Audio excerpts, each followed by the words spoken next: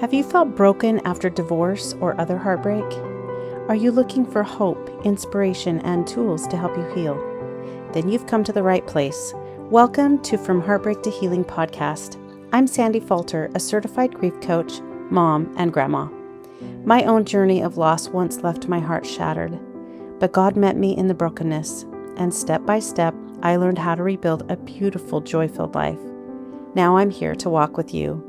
Each week, you'll hear encouragement, practical tools, and hope to remind you that even in the hardest seasons, healing is possible, and your best days are still ahead. Hi, friends. Welcome to the first episode of From Heartbreak to Healing podcast. I'm your host, Sandy Falter, and I'm honored that you're here with me today. This podcast is for those who have walked through divorce, loss, or other heartbreak and are searching for hope, healing, and a way forward. If that's you, I want you to know you are not alone and you're in the right place. I want to start by telling you a little bit about my story because it's nice to know that who you're listening to understands. I remember the exact moment my life changed forever. I was in my bedroom and my youngest daughter was in bed asleep down the hall, unaware that our life and that of our family was crumbling. I felt numb, I felt fear, and I felt a wave of anxiety that I had never felt before. And in that moment, I truly believed I was broken beyond repair. And like glass shattered into a million pieces, I didn't know how I was going to be able to put it all back together. And as if that wasn't enough, around the same time, I lost 3 people that I loved deeply. My dad, my mom, and my brother who just lived down the road. I couldn't catch a break. But I had 6 kids and a handful of grandkids and a life that had to be lived. I had people who depended on me. I knew I had to pick myself back up, but honestly, I didn't know how. I didn't know how the pieces could all fit back together to make me whole again. For a long time, I thought healing meant putting everything back the way it was. But eventually I found a grief coach who walked alongside me and helped show me a new way. I learned that healing wasn't putting everything back the way it was.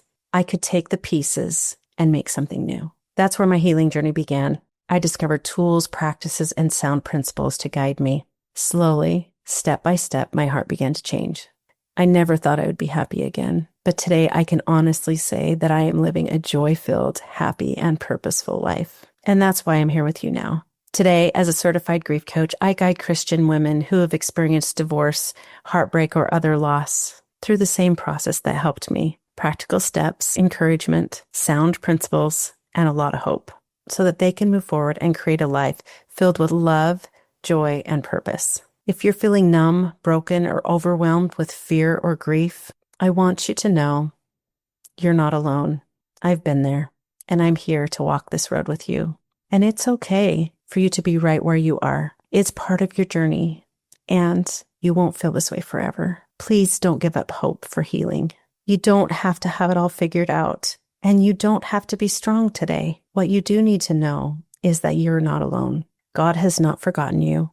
He can take even the deepest heartbreak and turn it into something new and beautiful. My story is one of beauty for ashes, and your story can be that too. Shortly after my husband left me, I wrote a poem called Sand to Glass. And in fact, I originally named my business Sand to Glass Coaching. And I wrote about how I felt like I had always been a rock. I was solid. People could count on me. I could handle anything. I was strong.